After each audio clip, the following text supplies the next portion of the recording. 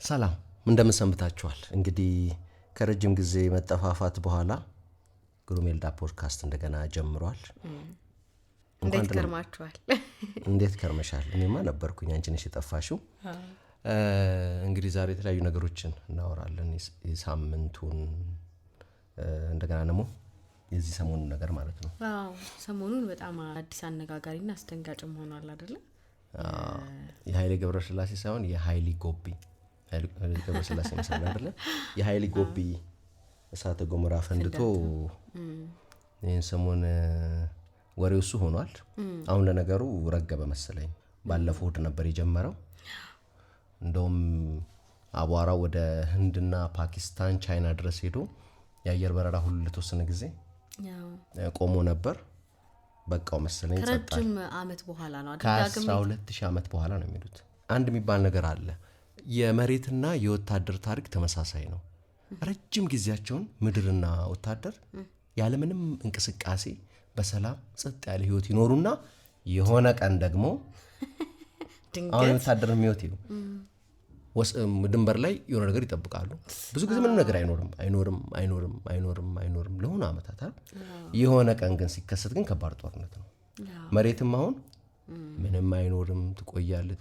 ድንገት ለሷ እንግዲህ ጥቂት ቅጽበት ነው። እንግዲህ 12000 ዓመት ማለት ምንም ነው እና አንዴ ወገቧን ስታንጠራራ ወይ ደግሞ ስተነፍስ።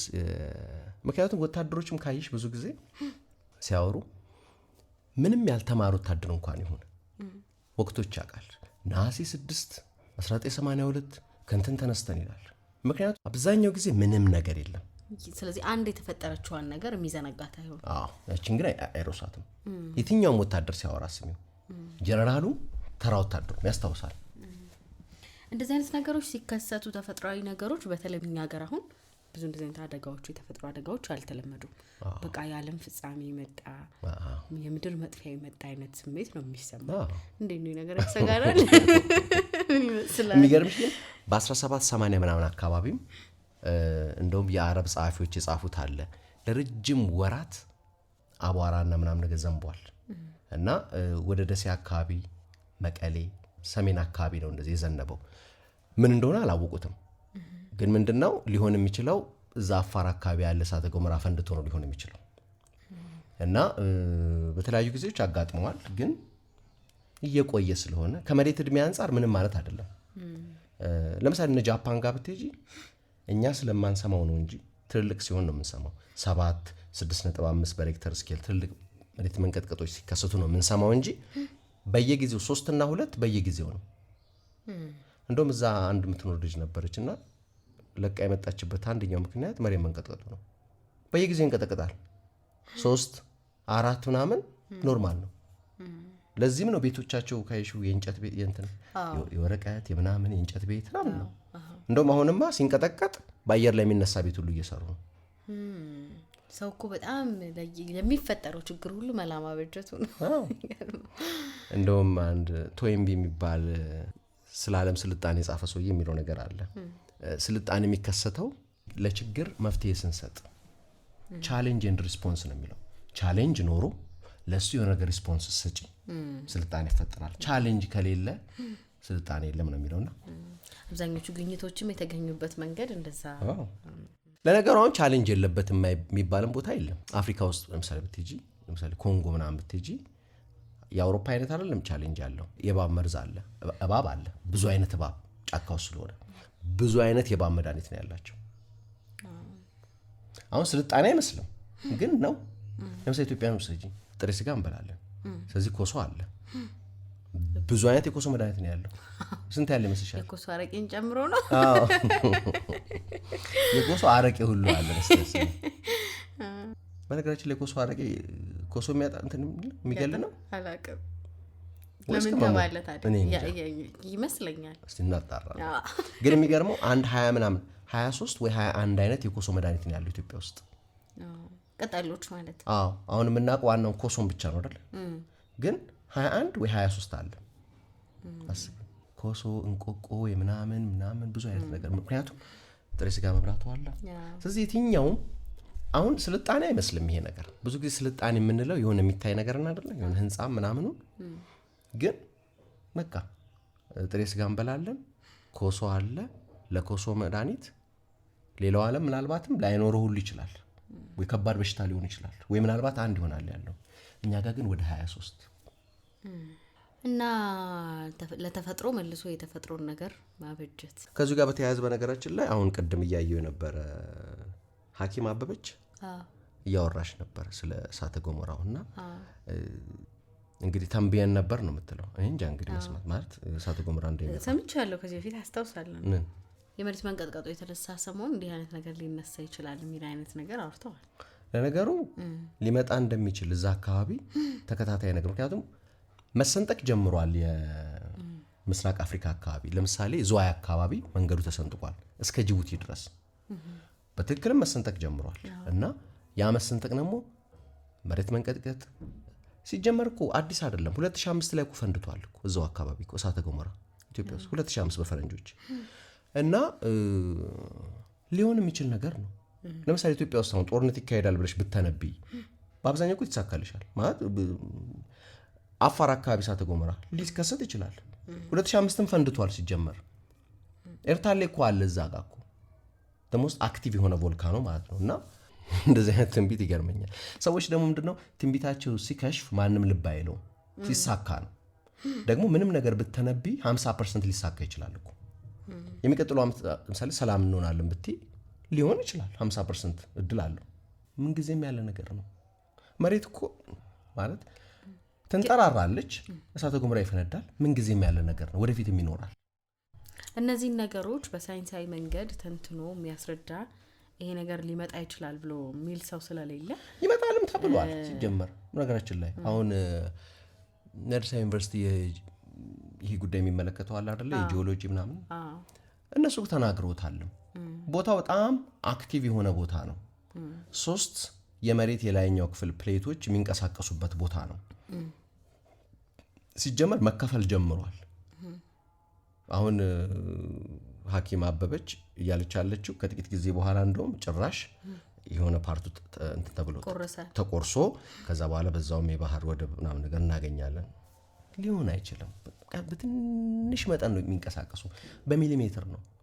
ለምሳሌ አሁን የዝዋዩን መሰንጠቅ ያየሁት ቆይቷል። የዛሬ 10 ዓመት ምናምን ነገር ቀስ እያለ የተሰነጠቀ ነው። ግን በአመት ሆነ 1 ሚሊሜትር 2 ሚሊሜትር መሬት እኮ አትቸኩልም፣ ጊዜ አላት። 4.5 ቢሊዮን ዓመት ዕድሜ ያላት ነገር ነች። ስለዚህ ሁሉ ነገር በትንሽ በትንሹ ነው የሚሆነው። ግን ፕሮባቢሊቲ የለውም ይሄ ነገር ድንገት ሊሆን የሚችልበት ይሆናል፣ ሊሆን ይችላል፣ ግን በጣም ትንሽ ነው። እንደው ድንገት እንኳን አሁን ባለበት አያያዝ ወዴት መሄድ ይመስላል? ግን እሱም እየተከፈለ ነው፣ በነገር ባለው አካሄድ እየተከፈለ ነው። ግን እንደዚህ በአንድ ለምሳሌ እስከዛሬ ባየ ነው 1 ሚሊሜትር 1 ሚሊሜትር ለምሳሌ አሁን አፍሪካና ሌሎች ለምሳሌ ደቡብ አሜሪካ ምናምን ነገር እየተራራቁ ነው። ግን በ1 ሚሊሜትር ወይ በ1 ሴንቲሜትር ነው በአመት፣ በጣም በትንሽ እና እንዲህ በድንገት በተአምር በአንድ ጊዜ ይሰነጥቃል የሚል ነገር ቢያንስ ሳይንስ ውስጥ ከሚያውቀው ድረስ እንደው በአንድ የትልቅ ነገር እንኳን ቢከሰት ለምሳሌ እሳተ ገሞራ ድንገት የተከሰተባቸው ቦታዎች አሉ። ብራዚል ነው ደቡብ አሜሪካ ውስጥ አንድ የሆነ ቦታ የሆነ ሰውዬ የሆነ ገበሬ እያረሰ ድንገት መሬቱ ሲሰነጠቃየ ከዛ ጭስ ወጣ። እንዴ ምንድነው ምናምን አለ። አቧራ መውጣት ጀመረ። ወደ ቤቱ ተመለሰ። ሲመለስ እያደገ መጣ ቦታው ለቀቀ። ከዛ በጥቂት ዓመታት ውስጥ 400 ሜትር ከፍታ ያለው እሳተ ገሞራ ተፈጠረ እና ለመጀመሪያ ጊዜ በሰው ልጅ ታሪክ እያየን እሳተ ገሞራ ሲፈጠር ማለት ነው። እሱም ቢሆን ግን ዓመታት ፈጅቷል። የመሰንጠቅ ያክል ይሄ ምስራቅ አፍሪካ ተሰንጥቆ እኛ የባህር በር የማግኘት ያክል ከስንት አንድ የሚያጋጥም ነው። በአብዛኛው ሊሆን አይችልም። በነገራችን ላይ ሁሉ ነገር እኮ መሆን ይችላል፣ ግን እድሉ በጣም ትንሽ ስለሚሆን ነው። ምንም ነገር እኮ ሊከሰት ይችላል፣ ግን እድሉ በጣም ትንሽ ነው 0.00 እና ስለተመኘንም አይደለም። አሁን ባለ ሁኔታ ግን 100 አይደለም ሺዎች ዓመታት ይፈጃል ያ ነገር ተሰንጥቆ ባህሩ ወደዚህ እስኪመጣ ድረስ እና እናታለን በእኛ እድሜ የምትደርስ እኔ ግን አይመስለኝም። ከሁኔታው አንጻር እስከ ዛሬም እንደታየው በጣም በትንሹ ነው እየተሰነጠቀ ያለውና ይልቅ አቧራው ወደ ህንድና ቻይና ሄዶ የአውሮፕላን በረራው ምናምን ነገር አስተካክሎ ነበር። በነገራችን ላይ ሁለት አጋጣሚዎች አሉ። አውሮፕላኖች እየበረሩ ሳያውቁ ከእሳተ ገሞራ የወጣ ብናኝ ውስጥ ገብተው ድንገት ሞተራቸው ቆሙ። ከዛ በኋላ በቃ ልንከሰከስ ነው ተብሎ ድንገት እንደገና ሞተራቸው ተነስቶ ሁለት አጋጣሚዎች አሉ። ከዛ በኋላ ነው ምንጊዜም አቪዬሽን የእሳተ ገሞራ ብናኝን መከታተል የጀመረው ከነዛ ሁለት ኢንሲደንቶች በኋላ ነው። በፊት አይታሰብም ነበር ብዙ ይሄን ያክል። ግን አንድ ጊዜ እንደውም አንዱን ናሽናል ጂኦግራፊ ዶክመንተሪ ሰርቶበት ነበር፣ ኤር ክራሽ ኢንቨስቲጌሽን የሚል ማለት ነው። አውሮፕላኖች እየሄዱ ድንገት አቧራ ውስጥ ገቡ። ምንም አልመሰለውም ደንበረ። ከዛ ምን ሆነ? ድንገት አንደኛው ሞተር ጠፋ፣ ሁለተኛው ሞተር ጠፋ፣ ሶስተኛው ጠፋ። በቃ አለቀልን እያሉ እያለ ድንገት እንደገና ሁለተኛው እንትን አለ፣ እንደገና ተነሳ። እየበረሩ ማለት ነው።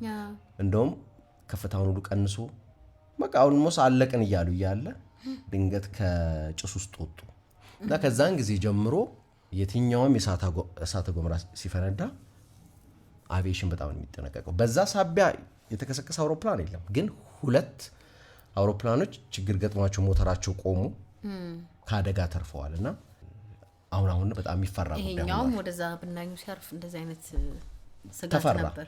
ምክንያቱም ህንድ ውስጥ ሰሜን ህንድ ምናምን የአውሮፕላን በረራዎች ምናምን ነገር ቆመው ነበረ።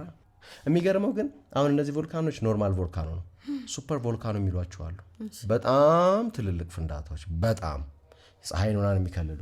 አሁን ካራካታውና ታምቦራ የሚባል እዚህ ኢንዶኔዥያ አካባቢ ትልልቅ ፍንዳታዎች ፈንድተዋል። እንደውም 1812 በዚህ ነው የሚታወቀው። 1812 በጋ የሌለው ዓመት ነው የሚባለው አውሮፓ ውስጥ። ድንገት ክረምቱ ወጣና በጋን ሲጠብቁ በጋ የለም፣ ብርድ ብቻ ሆነ፣ ሰማዩ ቀይ ሆነ። ምን እንደሆነ አላወቁትም። እንደውም በዛን ጊዜ የነበሩ ሰዓሊዎች የሳሉት ስዕሎች ላይ ሁሉ ይታያል። እንዳለ በቃ ሰማዩ ቀይ ሆኗል። ድብዝዝ ያለ ድባብ ነበር የነበረበት እና ምን እንደሆነ አላወቁም ነበረ። ለካስ ኢንዶኔዥያ ውስጥ የፈነዳ እሳተ ገሞራ ፀሐይን ከልሏት የፀሐይ ብርሃን በደንብ አልመጣም። በጋው በጋ አልሆነም። እንደውም የሆኑ ደራሲዎች ተሰባስበው እያወሩ እያለ ሎርድ ባይረን፣ ሜሪ ሼሊ ምናምን የሚባሉ ደራሲዎች ተሰባስበው እያወሩ በጋ ነው ግን ከቤት መውጣት አልቻሉም፣ በጣም ቅዝቃዜ በጣም ከባድ ስለሆነ እና ድብርት ይዟቸው እስቲ የሆረር ስቶሪ እንፍጠር ተብሎ ሜሪ ሼሊ በጣም ዝነኛ የሆነ አሁን እንደውም በቅርቡ ኔትፍሊክስ ላይ እየታየ ያለ ፍራንክንስቲን የሚል ፊልም አለ፣ ወደ ፊልም የተቀየረ መጽሐፍ። ፍራንክንስቲን ያኔ የጻፈችው። ፍራንክንስቲን የሆነ ሰውዬ እንደ የሆነ ሳይንቲስት የሆነ ፍጡር ፈጥሮ ያ ፍጡር ከቁጥጥር ውጭ ወጥቶ ሲያጠፋ ምናምን አይነት ነገር ነው። ልክ አሁን ኤአይ እንደምንለው ማለት ነው። እና ያን እንደውም ሁሉ ነገር ሲባል ፍራንክንስቲን ነው የሚባለው። ስለዚህ ያንን ነገር የጻፈችው በዛን ወቅት ነው። ሁሉም እስቲ የሆነ ሆረር ስቶሪ፣ ምክንያቱም ዲፕሬሲንግ ነው፣ የሆነ ይደብራል፣ እንዳለ ሰማይ ሁሉ ጨላልሟል። እና በዛን ወቅት ነበር የጻፈችው the world the year without any summer፣ በጋ የሌለው አመት። እና አንድ ትልቅ የእሳተ ገሞራ ፍንዳታም ዓለም አቀፍ ኮንሲኩዌንስ አለው።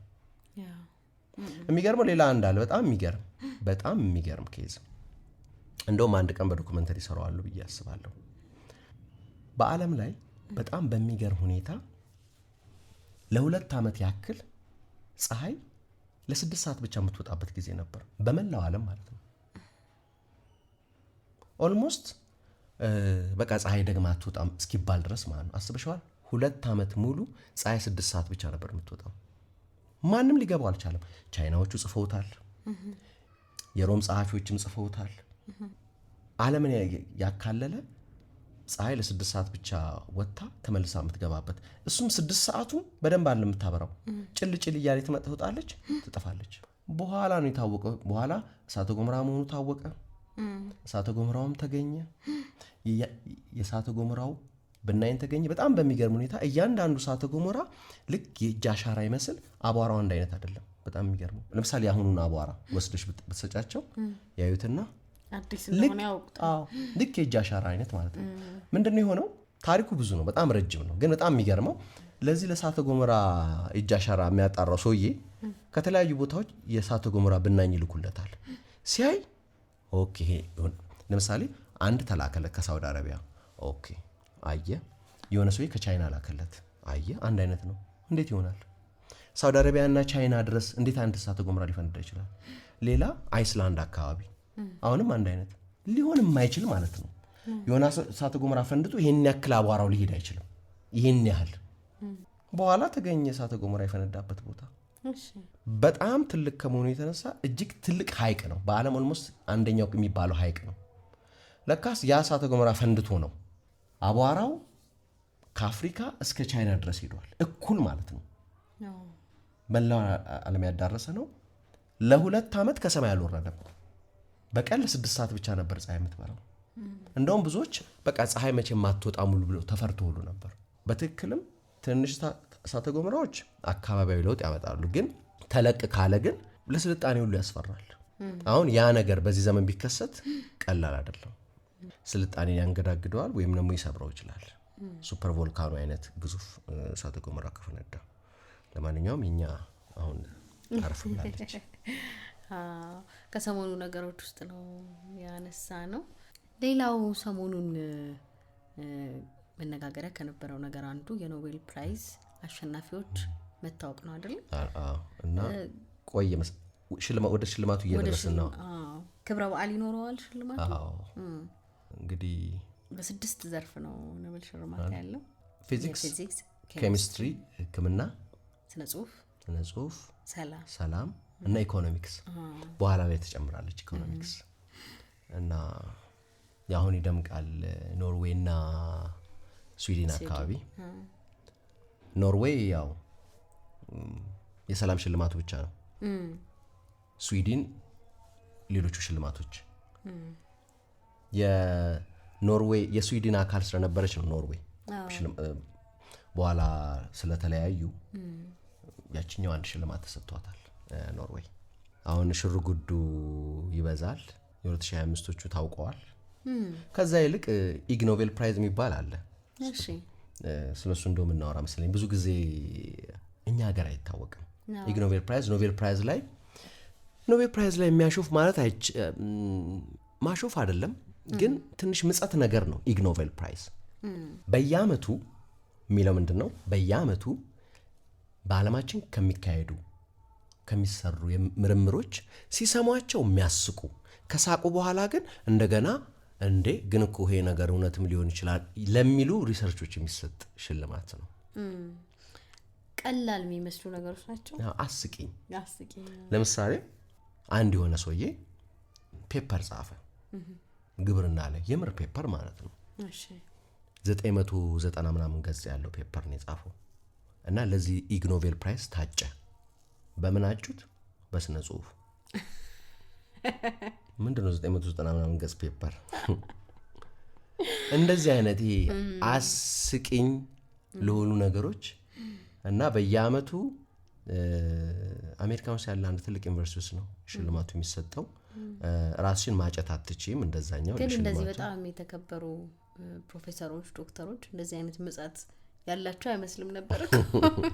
እነሱም እኮ ለማሾፍ ብለው አይደለም ሪሰርቹን የሚሰሩት። የምር ሪሰርች እኮ ነው የሚሰሩት። ግን ሌላ ሰው ሲሰማው እንዴ እንደዚህ አይነት ሪሰርች አለ እንዴ ብለሽ የምትስቂበት። ለምሳሌ አንደኛው ሪሰርች በቅርብ የተሸለመው ምንድነው? የሜዳ አህያዎች ቆዳቸው ዥጉርጉር ነው። ቆዳቸው ዥጉርጉር በመሆኑ ምክንያት የሆነበት አንደኛው ምክንያት እንደሚባለው ሳይንሱም የሚያውቀው ሊበሏቸው ሊነድፏቸው የሚመጡ ነፍሳት በዛ በፍጥነት ሲመጡ ዥጉርጉር ቀለም ስለሚታያቸው አቅጣጫ ይስታሉ። ስለዚህ በደንብ አይነድፏቸውም። ስለዚህ ለዚህ ነው ተፈጥሮ ያንን ነገር ያመጣችው ነው የሚባለው። ይሄን ነገር መሞከር ፈለጉ። ይሄ እንግዲህ ይታወቃል።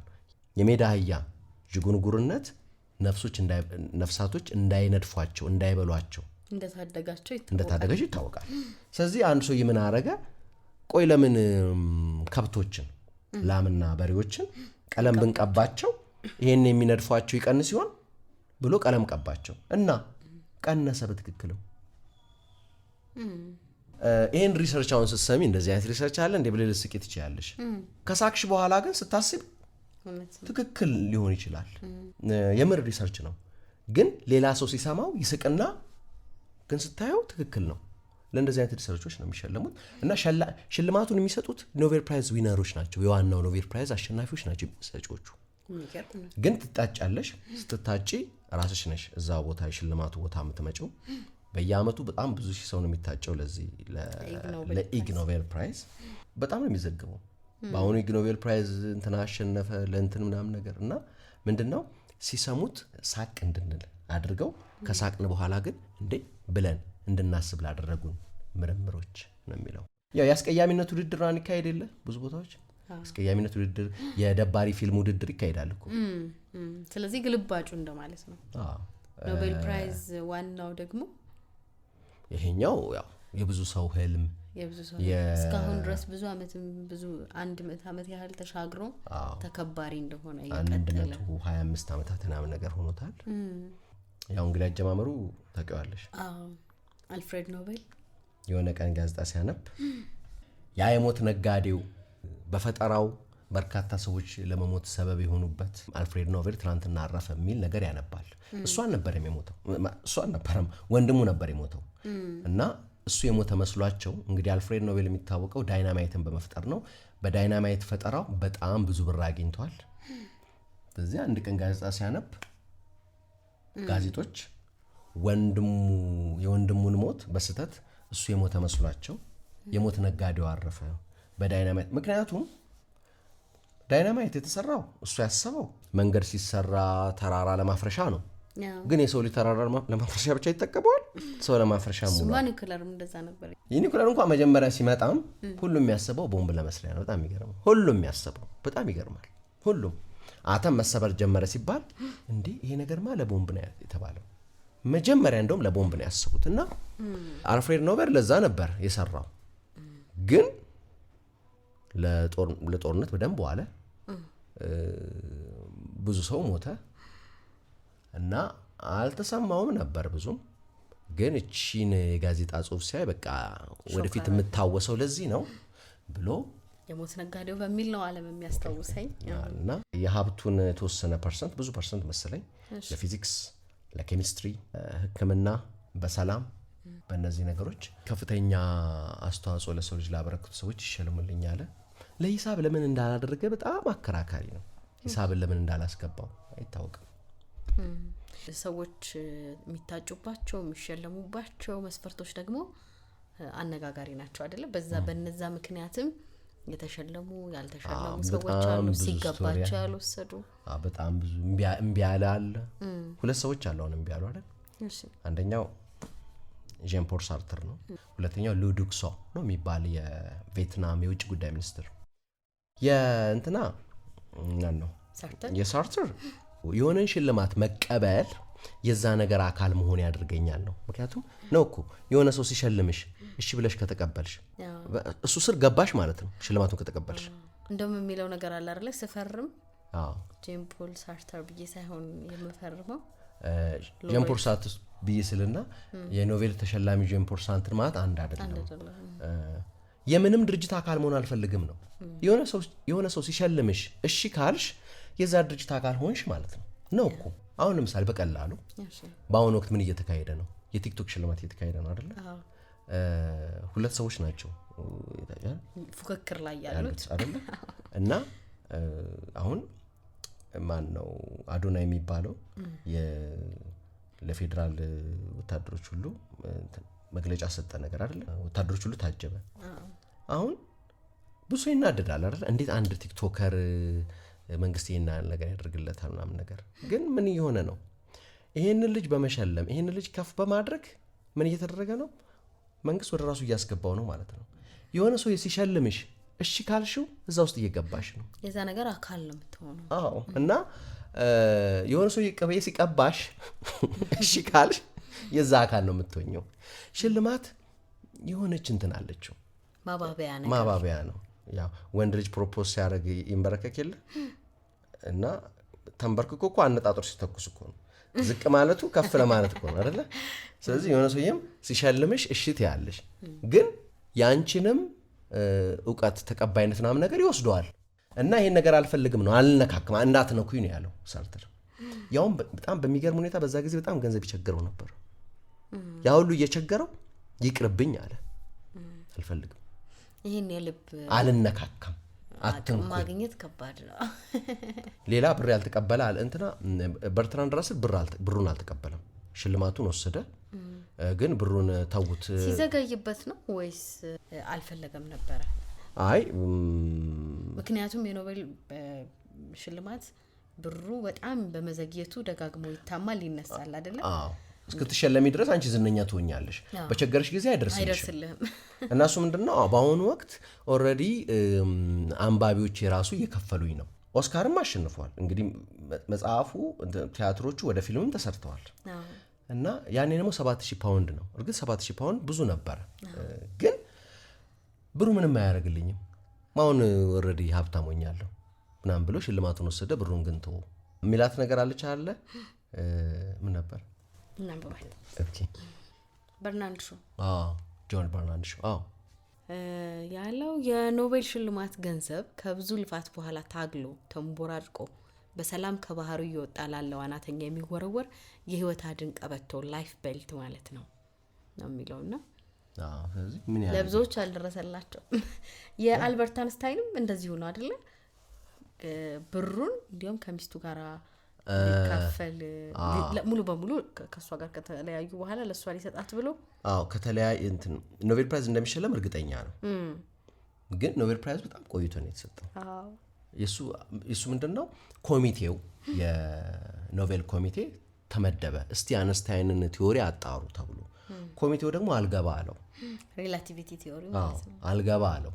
1905 የመጀመሪያው ስፔሻል ቲዮሪ ኦፍ ሪላቲቪቲን አወጣ።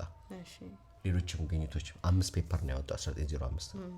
አምስቱም ትልቅ ግኝቶች ናቸው። አልገባውም ኮሚቴው 1906 07 08 09 010 11 ጭራሽ 1905 ጀነራል ቲዮሪ ኦፍ ሪላቲቪቲን አወጣ። አሁንም አልገባውም 16 17 18 19 በኋላ ኮሚቴው ሳይገባው ሶዮ ሌላ ቲዮሪ ላይ ገባ እና ምን ሆነ? ከሞተ አይሸለምም። ምክንያቱም አንድ ሰው ከሞተ አይሸለምም። ከሞተ በኋላ ሽልማት የሚባል ነገር የለም። እና ድንገት አንስታይን ቢሞት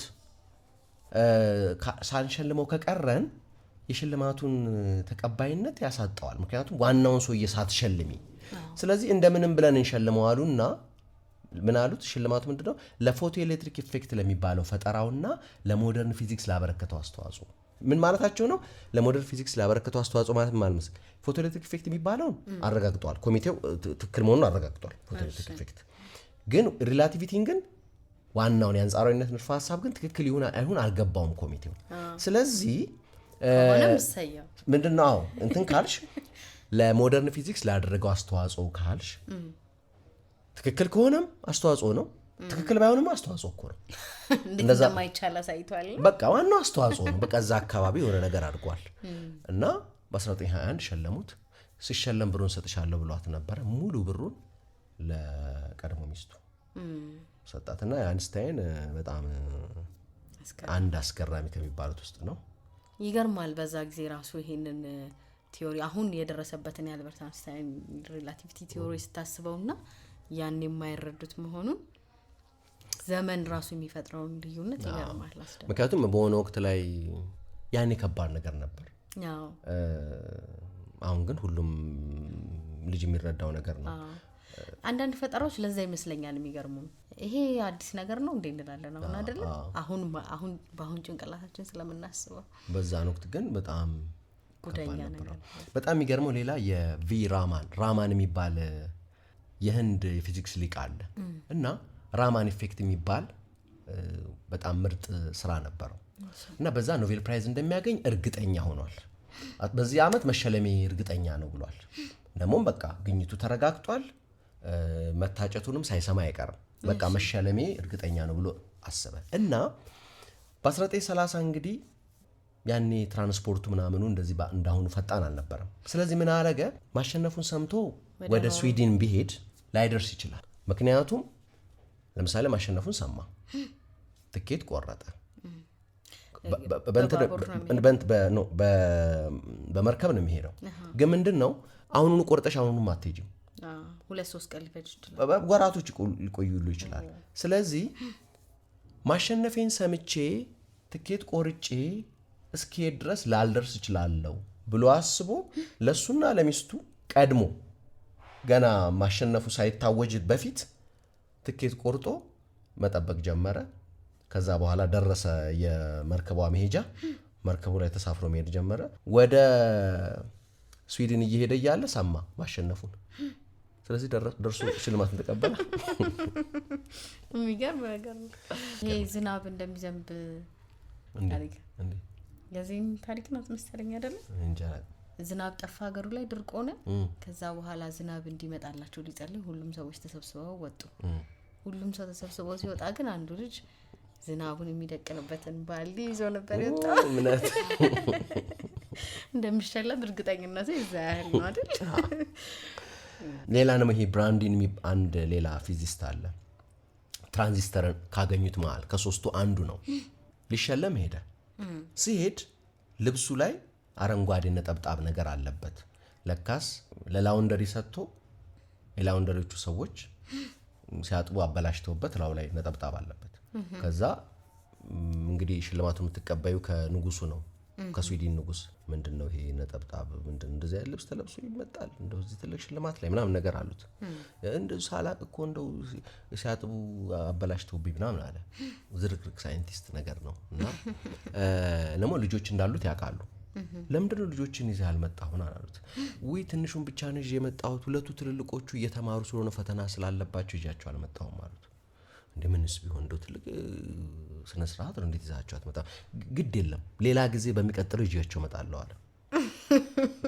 ለኖቤል ፕራይዝ በሚቀጥለው አይባልም ያመት ዝክር እና እንደገና በሌላ ነገር አያሸንፍም። የሚገርም ነው። ከዛ ሁለቱ ልጆች ይዞ መጣ። ይሄ የእምነቱ ነገር ኖቤል ላይ በደንብ አይደል? ግን መሰለሽ ብዙዎቹ እኮ ብለው ያልተሳካላቸው አሉ። የተሳካላቸውን ስለምናወራ እኮ ነው። ልክ ነው። ሌላው አነጋጋሪ የኖቤል ሽልማት ጉዳይ የሰላም ኖቤል ይመስለኛል። ሰላም ራሱ እንዴት ነው አከራካሪ ነገር ነው እና በጣም አጨቃጫቂ። በቃ ሁሉ ጊዜ ወይኔ ይሄን ነገር ባልሸልም ይሻለኝ ነበር እንዳሉ ነው እስካሁን ድረስ አወዛጋቢው እሱ ነው። ምክንያቱም ሰላም ራሱ ሰላም ነው የምንልበት ሁኔታ ምን አይነት ሁኔታ ነው የሚለው ራሱ ጥያቄ ስለሆነ ነው አይደል? አዎ እንደምገምተው አልፍሬድ ኖቤል የሰው ልጅን ጉዳይ በደንብ ይገባው አልመሰለኝም። የሰው ልጅ ጉዳይ ቢገባው ኖሮ የሰላም ኖቤል ሽልማት የሚል ነገር አያመጣም ነበር። ምክንያቱም ምንድነው ሰላም? ለምሳሌ አሁን ሰላም ለማስከበር ብለሽ እኮ ጦርነቱ ልትገቢ ትችያለሽ። ሰላማዊ የምትዩ ሰውዬ ጦርነቱ ሊከትሽ ይችላል። በጣም ጦረኛ የምትዩ ሰውዬ ጸጥ ለጥ አድርጎ በሰላም ሊገዛ ይችላል። ምኑንም አታውቅም። እና የአልፍሬድ ኖቤል የሰው ልጅን ባህሪ ይሄ ሰላም፣ ጦርነት ምናምን የሰው ልጅ ጉዳይ ሳይንቲስት አይደለ ኢንጂነር አይደለ የሰው ልጅን ጉዳይን በቀላሉ አይቶታል እንደምገምተው። ስለዚህ በደንብ በሰል ቢል ኖሮ የሰላም ኖቤል ፕራይዝ የሚባለውን ነገር ምናልባት ላይ ያስበው ይችል ነበር ብዬ አስባለሁ። ምክንያቱም እንዲህ ቀላል ነገር አይደለም ሰላም የምንለው ነገር። ለምሳሌ አንድ ሶሪያዊ ጓደኛ አለኝ። እንደውም አሁን ወደ ሀገሩ ሄዷል። አሳር ተሸነፈ አይደለ? የአሳር ተቃዋሚዎች ነበሩ እና በስደት እዚህ ነበር እዚህ ልጅ ወልዶና እየኖረ ነበርና ሁሌ ይለኝ ነበር ያው ማሸነፋችን አይቀርም ምናምን ነገር ይለኝ ነበር። በትክክልም በአንድ ጊዜ ድንገት አሸነፉ። ብን ብሎ ነው ሄደው እንኳን ደስ ያለው ሲሄድ 2 ሳምንት ቆይቼ ነበር የለም ብን ብሎ አገሩ ገብቷል። እና ምን ይለኝ ነበር ካሁኑ ከአሳድ ይልቅ አባትየውን ያደንቀዋል ማለት አባትየውንም ይሄኛውንም አይወዳቸውም፣ ግን አባትየው ይሻላል። ምክንያቱም እልም ያለ አምባገነን ነው። ሀገሪቷን ጭፍልቅ አርጓት ሰውን ጸጥ አርጎ እየገዛ ነበር። ይሄኛው ልጅየው አልቻለም ነው የሚለው። ማለት አባትየው ቢሆን ኖሮ ለተቃውሞ ማንነሳም እንደዚህ ማናልቅም ነበር። ይሄኛውን አሁን የሚተቸው ወይ በደንብ አልያዘንም ወይ በደንብ ጨፍልቆ ጸጥ አላደረገንም ነው። እና አባትየው ቢሆን ኖሮ አለ አባትየው ቢሆን ኖሮ ትንሽ የተቃውሞ ስትመጣ ያችኑ ጨፍለቅ ያረጋታል። በአባትየው አገዛዝ ጊዜ ምንም ነገር አልነበረም እና አባትየው ይሻላል ይላል። ይሄኛው ግን አልቻለንም። ያም ከዛ ደግሞ ዲክታተርሺፕ ወይም ይሄ በጣም ረግጦ መያዝም አይነት አገዛዝ ቢሆን እንደ ሀገር ሰላም ሊሆን ይችላል ሀገሩ፣ ህዝቦች ግን ሰላም ላይ ይሰማቸው ይችላል። አስተማማኝ ያሰው እኮ ሊሞት ይችላል እኮ የሆነ ጊዜ። ለምሳሌ አሁን ካሜሩንን ያዩት ፖል ቢያ ስንት አመቱ ነው ስልጣን ከያዘ? 40 ምናምን አመት አልፎታል። ምንም ጦርነት አናይም፣ ጸጥ ለጭ አርጎ እየገዛ ያለው። ግን ይሄም ተገቢ ነው ብዬ አላስብም። ምክንያቱም የታፈነ ሰላምም ሰላም አይደለም እና የሰው ልጅን ውስብስብ ባህሪ እና ምናምን ጽሞና ላይ ስለ ሰላም ያለች እንትን ስለ ንጉሱ ሰላምን የሚገልጽ ስዕል ሳሉልኝ ብሎ እያሰብኳት ነበር። እስቲ ንገሪኝ። ለሁሉም ትዕዛዝ ያስተላልፋል አገልግሎቱ ላይ ላሉት ሰዓሊዎች በሙሉ። ከዛ በኋላ በጣም ብዙ አይነት ስዕሎች ይመጣሉ። ጽሞና ላይ ነው ያልሽኝ? ጽሞና የሚል መጽሐፍ? ጽሞና in the sphere of silence። ኦኬ። የማ መጽሐፍ? VGA ስዋረን። ኦኬ። ወደ አማርኛም ተተርጉሟል። እሺ። ሙሉ ተተርኮ ኤልዳ ኮርነር ላይ አለ። በእውነት ጽሞና። ስለዚህ ኮሜንት መስጫው ላይ እናስቀምጣለን ሊንኩን እና እዛ ላይ ያዛቸዋል። ስዕላቸው አምጡልኝ ብሎ የሚመርጥ ብዙ አይነት ስዕሎች በተንሳፈፈ ውቅያኖስ ላይ እርግብ ተቀምጦ ምናምን በቃ በጣም ብዙ አይነት ሰላምን ይገልጻል ብለው የሚያስቧቸው አይነት ስዕሎች ተስለው ይመጣሉ።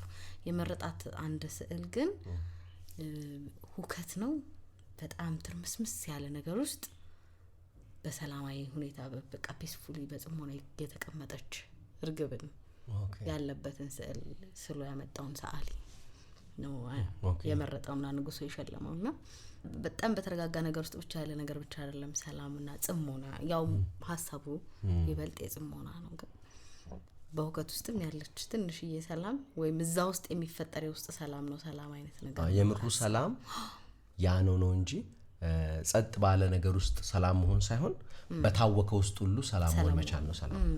እንግዲህ ሳይሸለሙ ታለፉ ከሚባሉ መሃል በስነ ጽሁፍ ሊዮ ቶልስቶይ አይደለ? በሰላም ጋንዲ። ሊዮ ቶልስቶይ ሳይሸለም የቀረበት ዋነኛው ምክንያት መጀመሪያ ላይ አልፍሬድ ኖቤል ኑዛዜው ላይ ያሰፈረው ነገር ነበረ። በስነ ጽሁፍ ሐሳባዊ ለሆነ ስነ ጽሁፍ ብሏል። ስነ ጽሁፍ ሐሳባዊ ካልሆነ ሪያሊስት ወይም ደግሞ ቀጥተኛ እውናዊ ከሆነ ዋጋ የለውም ብሎ አስቧል መሰለኝ። የቶልስቶይ እንደዛ ነው፣ ሪያሊስት አይነት ነገር ነው። ሄንሪክ ኢብሰንም ሪያሊስት ነው። ስለዚህ ሁለቱ ሰዎች ሳይሸለሙ ቀሩ። በኋላ ግን ይሄን ነገር ብናስተካክል ይሻላል አሉ። ምክንያቱም በዚህ አይነት በጣም ምርጥ ሰዎች ሳይሸለሙ ሊቀሩ ነው። ስለዚህ ያችን አወጧት እንጂ እሱ መጀመሪያ ያስቀመጠው አልፍሬድ ኖቤል ለሐሳባዊ ብሎ ነው። ስለዚህ በዚህ አይነት ብዙ ሰዎች እንዳያመልጡም ብለው ሐሳባዊ የሚለውን አወጡትና በስነ ጽሁፍ በየትኛውም አይነት ስነ ጽሁፍ ከፍተኛ ተቀባይነት ዋጋ ያላቸው ስነ ጽሁፋዊ ስራዎች ይሸለማሉ ብለው አስገቡ። ከዛ በኋላ ሌሎች ለምሳሌ ሳሙኤል ዴፎ ነው ሌላ እንደዚህ አይነት ሰውዬም ተሸልመዋል። ከዛ በኋላ ሌላው እንግዲህ ያው ጋንዲ በወቅቱ አሸባሪ ነበረ፣ እንዳሸባሪ ነበረ የሚያዩት። በኋላ ግን ህንድ ነጻ ከወጣች በኋላ እሱን አለመሸለም በጣም ከባድ ነው። ምክንያቱም በሰላማዊ ትግል ነው በየጊዜው የሰላም ሽልማት የኖቤል ሽልማት በደረሰ ጊዜ እንሸልመው አንሸልመው የሚል አይነት ውዝግብ ነበር። ምክንያቱም እንዳሸባሪ ነበር፣ በተለይ አሜሪካ እንደዛ ታየው ነበረ እና በኋላ ግን የትኛውም አሸባሪ የሚባለው ወገን እኮ እያሸነፈ ሲመጣ ሁሉም ሊሸልምሽ ይፈልጋል እኮ አይደለ? ያውን የሶሪያው ፕሬዚደንት የሆነው ሰውዬ አሜሪካ እኮ ያለበትን ለጠቆመኝ ምናምን $1 ሚሊዮን ሸልማለሁ ምናምን ያለችው ሰውዬ እኮ ነው። ያውን ሄዶ አሜሪካ ሄዶ ከአሜሪካ ወታደሮች ጋር ቅርጫ ኳስ ተጫውቶ ከትራምፕ ጋር ኦቫል ኦፊስ ውስጥ አውርቶ ምን የመሰለ ጥሩ ሰው ነው ምናምን ብሎ ትራምፕ በቃ አንዴ አሸንፊ እንጂ ማንዴላም አሸባሪ ትለው ነበር አሜሪካ። በኋላ ወጣ መጨረሻ ላይ ተሸለመ እና ሲሳካልሽ ማንም አሸባሪ አይልሽም። ለዛ ነው ሰላም ጉዳይ አከራካሪ የሚሆን እና የሞት አመት ላይ ሊሸለም ነበር አስቦት ነበር።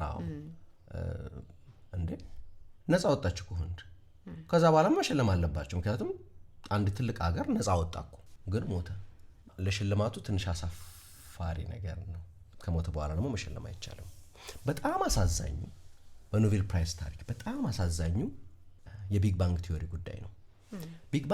ቢግ ባንግ ዓለም የዛሬ 14.3 ቢሊዮን ዓመት ነው የተፈጠረችው የሚለው የፊዚክስ ሐሳብ፣ የፊዚክስ መሰረታዊ ሐሳብ የሚባለው እሱ ነው። ዩኒቨርስ የዛሬ 14.7 ቢሊዮን ዓመት ከቅንጣት ተነስቶ እየሰፋ ሄደ ነው። ይህን ነገር የሆኑ ሰዎች ፕሬዲክት አድርጉ። የሆኑ ሳይንቲስቶች ምንድነው ያሉት? የዛሬ 14 ምናምን ቢሊዮን ዓመት ዩኒቨርስ ከሰፋ ያኔ የነበረው ሞገድ ስፔሱ ቦታው እየተለጠጠ ሲመጣ ሞገዱ እየሰፋ ይመጣና ያኔ የነበረው ሞገድ በጣም ሲሰፋ የሬዲዮ ሞገድ ይሆናል። ስለዚህ እንደዚህ አይነት ሬዲዮ ሞገድ እንደዚህ አይነት መጠን ያለው ከተገኘ በትክክልም ቢግ ባንግ ተከስቷል ማለት ነው ብለው ተነበዩ። ይሄ ማለት በጣም ወሳኝ ትንቢት ነው። ከዛስ መፈለግ ጀመሩ ያንን ሞገድ። ያ ሞገድ ከተገኘ በትክክልም ቢግ ባንግ ተከስቷል ማለት ነው። ፈለጉ ሊያገኙ አልቻሉም ሳይንቲስቶቹ። በአጋጣሚ ከፕሪንስተን ዩኒቨርሲቲ ትንሽ ራቅ ባለ ቦታ ላይ ቤል የሚባል ላቦራቶሪ ነበረ። ቤል ላቦራቶሪ በጣም የታወቀ የቴክኖሎጂ ተቋም ነው። ቤል ላቦራቶሪ ውስጥ የቤል ላቦራቶሪ ሳይንቲስቶች 2 ኢንጂነሮች የሳተላይት መገናኛ አንቴና ሰርተው እየሞከሩ ነበር። አንቴናውን ወደ ቀኝም ወደ ግራም ወደ ታችም ሲያዞሩት የሆነ የሚረብሽ ሲግናል ይመጣባቸዋል። ወደ ግራም ያለው ወደ በዚህ በኩል ኒውዮርክ ከተማ ስላለ ነው ብለው ዞር ሲያደርጉት ምንም ከተማ ወደ ሌለበትም ቦታ ሲያደርጉት አሁንም የሬዲዮ ሲግናል፣ ወደ ሁሉም ቦታ ሲያደርጉት የሬዲዮ ሲግናል። ምንድነው? ትልቅ ነው አንቴናው። አንቴና ውስጥ እርግቦቹ ሊኖራሉ ብለው እርግቦቹን ሁሉ አባረሩ። የእርግቦቹን ኩስ አጸዱ። አሁንም በየትም አቅጣጫ ቢዞሩ የሆነ የማያቋርጥ ረብሻ ከሁሉም አቅጣጫ ይመጣል። ምንድነው ይሄ ነገር? ያውቁ አልቻሉም። በአጋጣሚ ምን ሰሙ? እንዴ ይሄ ነገር እኮ ማለት እዛ ፕሪንስተን ዩኒቨርሲቲ ውስጥ ያሉ ሰዎች የተነበዩት ነገር ነው አሏቸው። ነው እንዴ ያሉ? አዎ። ሁለቱም ሰሙ። የፕሪንስተን ዩኒቨርሲቲዎችም ሰሙ። የፕሪንስተን ዩኒቨርሲቲዎቹ የተነበዩት ነገር እንደተገኘ አወቁ። እዛ እነዚህ ኢንጂነሮቹም የረበሻቸው ሞገድ ማለት እነዛ ፕሪንስተን ዩኒቨርሲቲ ውስጥ ያሉ ሰዎች የተነበዩት መሆኑን አወቁ። ሁለቱም ፔፐር ጻፉ። ተንባዮቹም ሳይንቲስቶች ምን እንደሆነ ሳያውቁ ያገኙትም መሐንዲሶች ሁለቱም ፔፐር ጻፉ። በስተመጨረሻ ላይ ማተሸለመ ያገኙት እኮ ምን እንዳገኙ እኮ አላወቁም። እንደውም ምንድነው የሚሉት? ያገኙት ነገር ምን እንደሆነ ራሱ ያወቁት ጋዜጣ ላይ ሲያነቡ ነው። ዋናዎች ከተሸለሙ በኋላ ማለት ነው ሲወጣ። አዎ ከኖቤል ሽልማት በጣም አሳዛኝ የሚባለው ይሄ ነው። ለምን? ሁሉም ሽልማት አንድ አይደለም። አንዳንድ ሽልማቶች በጣም መሰረታዊ ሽልማቶች አሉ። አሁን ይሄ ቢግ ባንግ ማለት የፊዚክስ የጀርባ አጥንት ማለት ነው። የዩኒቨርስ አፈጣጠርን በተመለከተ ዩኒቨርስ እንዲህ ነው የተፈጠረው ብለው የተነበዩት ለመፈጠሩ ምልክት እንደዚህ አይነት የሬዲዮ ሞገድ ከተገኘ ነው ብለው የተነበዩት ቀርተው ምን እንዳገኙ ያላወቁት ሰዎች ተሸለሙ። እና በጣም የሚያሳዝነው እነዚህ የተሸለሙት መሐንዲሶች ሲሸለሙ መጀመሪያ ደስ አላቸው። እሺ በኋላ ግን አፈሩ። ምክንያቱም አንቺ እኮ የማይገባሽን መሸለም እኮ በጣም መጥፎ ነገር ነው። ደግሞ ሽልማቱ በጣም ወሳኝ ሽልማት ከመሆኑ የተነሳ የፊዚክስ መሰረታዊ ዶክመንተሪዎች ሲሰሩ ይጠየቃሉ እነዚህ ሰዎች። አብራሩ ተብለው። አዎ እንደውም አንዱ ምን አለ? ለረጅም ጊዜ አለ ራሴን ከናንስታይን ጋር አብሬ ለማስማማት በጣም የአእምሮ ችግር ፈጥሮብኝ ነበር። ምክንያቱም የማይገባሽን ነገር አገኘሻል። ኖቤል ፕራይዝ እና አንስታይን ተሸልመዋል። ድንገት የነሱ የጂኒየሱ የዛ ነገድ አባል የዛ ብሔረሰብ የጂኒየስ ብሔረሰብ አባል ሆንሽ እና በመጨረሻ ላይ ቢቢሲ የጠየቀው አንድ ኢንተርቪው ላይ እንደዚህ ይላል እና ብዙ ጊዜ ትንሽ ተቸግሬ ነበር ራሴን ከናንስታይን ጋር ለማስማማት፣ ግን መቼስ ምን ይደረግ በቃ አንዳንዴ at the right time at the right place እዛ ጋር ስለተገኘው ሸለሙኝ። በቃ እንግዲህ የኔ ጥፋት አይደለም እያለ ነው። አላጠፋውም፣ እኔ ምንም ማድረግ አልችልም። እነዛ ግን ሳይሸለሙ የቀሩት ማለት የመጨረሻ ጂኒየሶች ናቸው። ምን መሰለሽ የተነበዩት?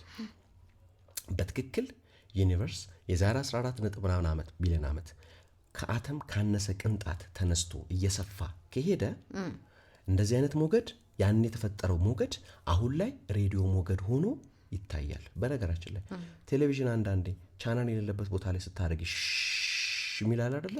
ከዛ ውስጥ የተወሰነው ያን ዩኒቨርስ ሲፈጠር ከተለቀቁት ሞገዶች መሃል አሁን የሬዲዮ ሞገድ ሆኖ ማለት ነው። ያን ዩኒቨርስ ከቅንጣት አይደል እንትን የተበተነው። ስለዚህ ያ ሞገድ በሁሉም አቅጣጫ ነው ያለው።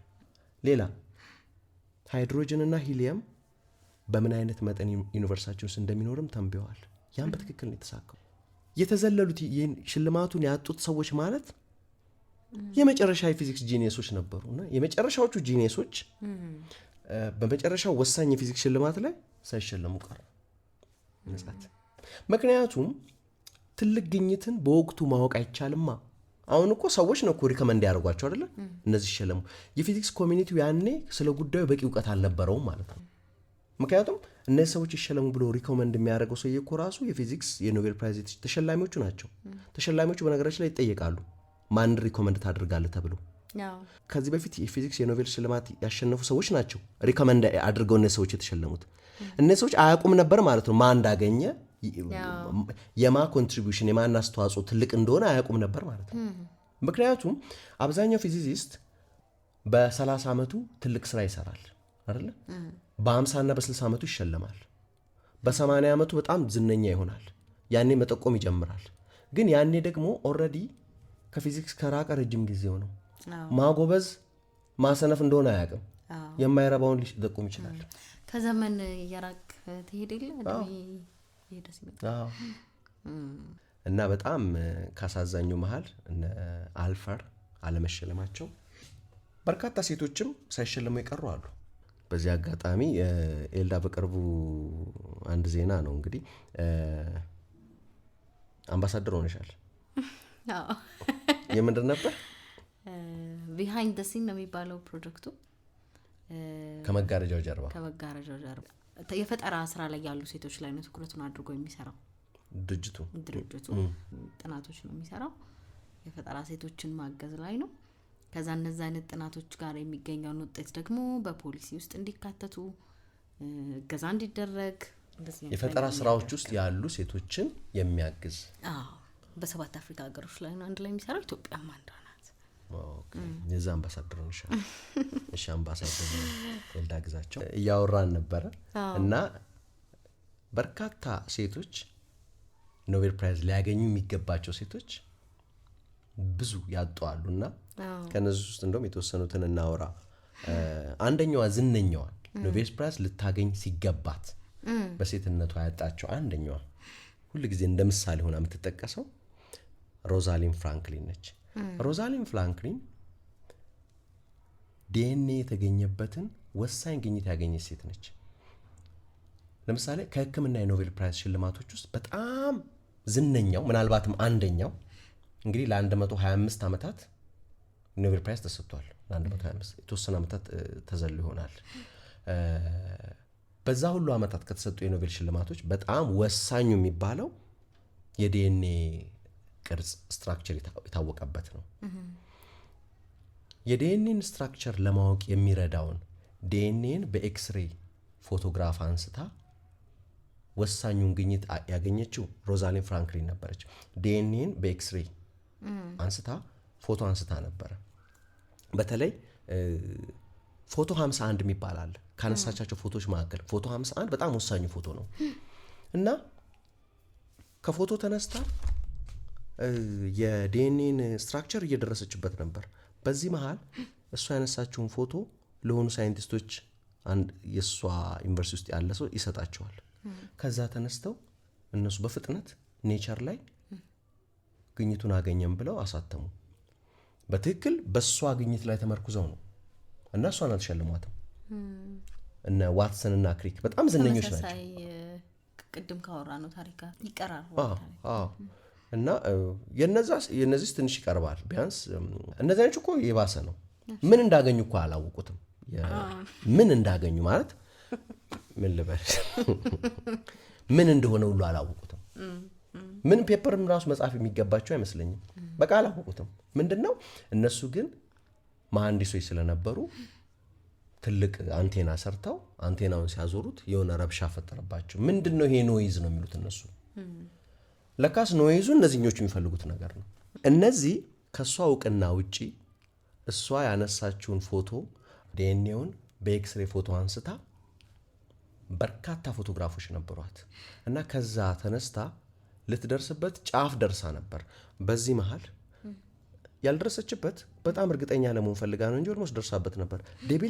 ደብል ሄሊክስ ነው ቅርጹ የሚል ሁሉ ማስታወሻ ላይ ጽፋ ነበር። ደብል ሄሊክስ ነው የዲኤንኤ ቅርጽ እና በጣም እርግጠኛ ለመሆን ስለፈለገች ነው ትንሽ የቆየችው። ከዛ በፊት እሷ ያነሳችውን ፎቶግራፍ ለነ ዋትሰን እና ለነ ክሪክ እና ሌላ ሰውዬ ሰጧቸው። ከዛ ተነስተው በፍጥነት ፔፐር ጻፉ። ኔቸር ላይ ታተመ። በእሷ ፎቶ እንደሆነ እኮ ይታወቃል። በትክክል ጠቅሷል እኮ በሮዛሊንድ ፍራንክሊን ፎቶ ነው ይላል ፔፐራቸው ላይ። የእሷን የኤክስሬ ፎቶ ተጠቅመን ነው ብለው እኮ ጽፈዋል እኮ። በትክክል መሸለም ነበረባት ያለምንም ጥርጥር እና እሷ መረሳት አሁን ድረስ የሚወራ ነው። አሁን ድረስ በቅርቡ እንደውም አንደኛው ሞተ፣ ዋትሰን የሚባለው። ዋትሰን የዶክተር ጌታቸው ቦሎዲያ አስተማሪ ነበር። በእውነት በጣም ይገርማል። እና በቃ ወሳኝ በቃ በባዮኬሚስትሪ በሕክምና ትልቁ የሚባል ግኝት ነው። እና ሮዛሊንድ ፍራንክሊን መረሳቷ በጣም የሚያምነው እንደውም ብዙ ሮንግድ ሄሮይን የተረሳቸው ጀግና ምናምን ነበር የሚባለው። በኋላ ግን ምንም አይነት እውቅና ሊሰጥ አልሞከረም የኖቤል ፕራይስ ሸላሚ ኮሚቴ ምናምን። ያኔማ ሲጀመር 1950 ምናምኖች ውስጥ ነው 1960 ምናምኖች ውስጥ እና በኋላ እኮ ነው ነገሮች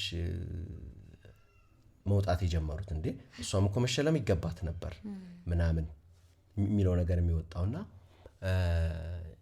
ይሄ ለሴቶችም የነበረው ነገር ገና መነሳት የጀመረበት ነው። እንዳሁኑ ዘመን አልነበረም። እና የእሷ ጉዳይ መነሳት መጉረምረም የጀመረው ቀስ እያለ በኋላ ላይ ነው። እና 1950 እና 60ዎቹ በብዙ ዩኒቨርሲቲዎች ውስጥ ራሱ ቦታ አልነበራቸውም ሴቶችን። እና የሮዛሊንድ ፍራንክሊን ነገር በጣም አሳዛኝ ነው። አለች ደግሞ ሌላ ካረን ብሊክሰን የምትባል የዴንማርክ ደራሲ በጣም ምርጥ መጽሐፍቶች አሏት። አውት ኦፍ አፍሪካ የሚል ኖቭል አላት። ሌላም እንደዚሁ አንድ ታሪክ አላት። ሁለቱም እንደውም ወደ ፊልም ተቀይረው 2 ኦስካር አስገኝተውላታል። ምርጥ ደራሲ ነች። ሊሸልሟት ሲሉ ግን ችግር ተፈጠረ። ምን አሉ? ግን እኮ ብዙ የስካንዲኔቪያን ሀገር ሰው ይሸልመናል፣ ብዙ የኖርዌይ ስዊድን ደራሲዎች ይሸልመናል። አሁን አንቺን ብንሸልም ደግሞ በቃ እዛ አካባቢ አበዙ ይባላል ብለው አልሸለሟትም። ግን ኖቤል ፕራይዝ ማግኘት ይገባት ነበር። እና ጆሴሊን ቤል ባርነር ሌላው የተረሳች በህይወት አለች እቺ ሴት። እና ለዶክትሬት ምርምሯ ስትሰራ የሬዲዮ ሞገድ የሚለቁ ከዋክብቶችን ፐልሳር ይባላሉ እሱን አግኝታለች። እና በ1974 ለዚህ ግኝት ተሸለሙ። እሷን ትተዋት አንድ በጣም በቃ በጋራ ነበር ያገኙት ግኝቱ። አዎ እንደውም እሷ ነች እንጂ ያገኘችው እሷን ያገኘችው። ግን ማንን ሸለሙ? ያንን የሬዲዮ ቴሌስኮፑ ምናምን ነገር ሀሳብ ላመነጩ ሰዎች የተሸለመው ላገኘችው። ያውም እኮ እሷ አረ ይሄ ነገር ኮከብ ነው አግኝቻለሁ የሆነ አይነት ኮከብ ነው ምናምን እያለቻቸው እነዛ የተሸለሙ ሰዎች አይደለም ይሄ ነገር የዳታ ስህተት ሳይሆን አይቀርም ያሏት። በስመቻ ላይ አሃ ልክ ነሽ ግን ልክ ሳይሆን አይቀርም ምናምን ብለው ተቀበሉት መጨረሻ ላይ። እና እነዚህ ሰው የተሸለመው እሷ ግን ሳትሸለም ቀረች። በጣም በርካታ ሴቶች አሉ የተዘነጉ ሊሸለሙ ሲገባቸው። አንደኛዋ ሊዛ ሜትነር ነች። ኦስትሪያዊና የስዊድን የኒኩለር ፊዚስት ነች። ኒኩለር ፊዥንን ያገኘች ነች። እና ለኬሚስትሪ 19 ጊዜ ለፊዚክሱ 30 ጊዜ እንድትሸለም እጩን አቀርባ ነበር። ግን ሳትሸለም አብሯት ያገኘው ሰውዬ ብቻ ተሸልሞ እሷ ትታለች። ሊዛ ሜትነር በተደጋጋሚ ነው የታጨችው። እና ለምንድን ነው ያልተሸለመችው? ሴቶችን ማግለል ነበር በወቅቱ። ምንም እንትን የለውም። ያ ነው ጆሴሊን ቤል ባርነር ሌላ ጆሴሊን ቤል ባርነር ፐልሳር የሚባሉ በከፍተኛ ፍጥነት የሚሽከረከሩ በዛም ሲያባ የሬዲዮ ሞገድ የሚረጩ ከዋክብቶች ነበሩ። ፐልሳር ይባላሉ። እሷን ያገኘች ነች። በተሸለም ይገባት ነበር። ፒኤችዲ ተማሪ ሆና ነበር ያገኘችው። በ1974 ሌሎቹ ተሸለሙ፣ እሷ ተተወች። እነዚህ ሁለቱ ማለት እንግዲህ ኖቤል ፕራይስ ሲወራ ሊሸለሙ ሲገባቸው የተተዉ ሴቶች ከሚባሉት ውስጥ ሁለቱ ናቸው። በጣም የሚገርመው በተለይ ጆሴሊን በርናርድ አሁን ድረስ አለች። በስተመጨረሻ ሌላ ሽልማት ሸልሟት ብሬክ ትሩ ፊዚክስ አዋርድ የሚባል ማለት ሁሌ በቃ የሷ ነገር ሲነሳ መሸለም ነበረባት ያለ ሁሉም ሰው ነው የሚቆጨው። ስለዚህ በስተመጨረሻ ላይ ብሬክ ትሩ አዋርድ ተሸለመች $3 ሚሊዮን እና ብሩ ምንም አልነካቸውም። ለሴቶች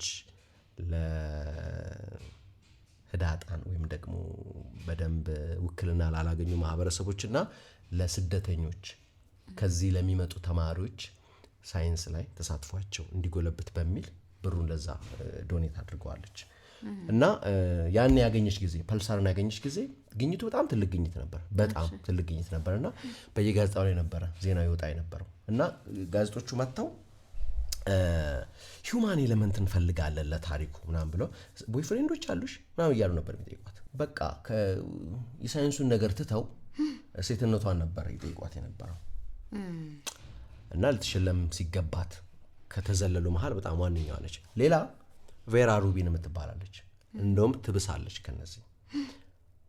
እንደውም ምንድነው የሚሉት የእሷን ግኝት ፊዚክስ ውስጥ ኮፐርኒከስ ያገኘው ግኝት አለ አይደለ? መሬት ሳትሆን መሃል ፀሐይ ነች መሃል ያለችው፣ መሬት ፀሐይን ትዞራለች አይደለ?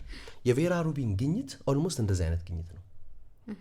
ማለት ምንድነው አሸሪንግን የኮፐርኒካን ስኬል ቼንጅ ኮፐርኒከስ ፊዚክስ ላይ ያመጣውን አይነት ለውጥ ያክል ዋጋ ያለው የፊዚክስ ግኝት ያገኘች ነች።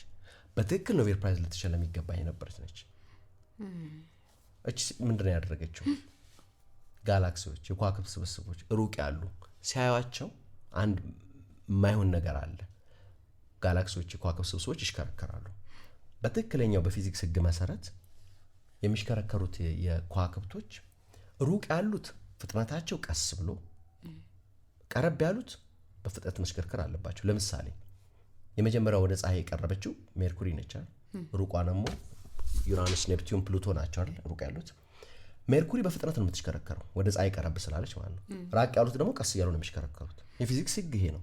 ቀረብ ያለው በደንብ ይሽከረከራል፣ ራቅ ያለው ቀስ ብሎ ነው የሚሽከረከረው። ሩቅ ያሉ ጋላክሲዎችን ሲታይ ግን ሁሉም እኩል ነው የሚሽከረከሩት። ይሄ ሊሆን አይችልም። ይህን ያገኘችው ይሄ ግኝት ምንድን ነው የሚያሳየው? ጋላክሲዎችን የከበበ የማናየው ግን ክብደት ያለው ቁስ ዳርክ ማተር ሳይኖር አይቀርም ለሚለው ግኝት በር የቀደደ ነው። ስለዚህ ቀላል ግኝት አይደለም ያገኘችው፣ በጣም ትልቅ ግኝት ነው። አልተሸለመችም። አንድ ከኖቤል ፕራይዝ የሚያስቆጩ ካልተሸለሙ ሴቶች መካከል አንዷ ቬራ ሩቢን ነች። እንደውም አንዳንድ የሚገርመው እነዚህ የተዘለሉ ሴቶች ሊሸለሙ ሲገባቸው የተዘለሉ ሴቶች በጣም የሚገርመው ሁሉም ያገኙት ወይም የተሳተፉበት ምርምር በጣም ትልቅ ግኝቶች ናቸው። ለምሳሌ አንድ ቻይናዊት አለች ቼን ሺዩንግ ዉ የምትባል የቻይና አሜሪካዊ ፊዚስት ነች። ያገኘችው ግኝትም በፊዚክስ ካሉ መሰረታዊ ፎርሶች መካከል አንዱ ዊክ ኢንተራክሽን የሚባለው ነው። እና ይሄ ዊክ ኢንተራክሽን የሚባለው ፎርስ ግራና ቀኝን ይለያል፣ ይመርጣል። ተፈጥሮ በባህሪዋ ከግራና ከቀኝ አንዱን የምትመርጥ ልትሆን አትችልም ተብሎ ነበር ይገመት የነበረው።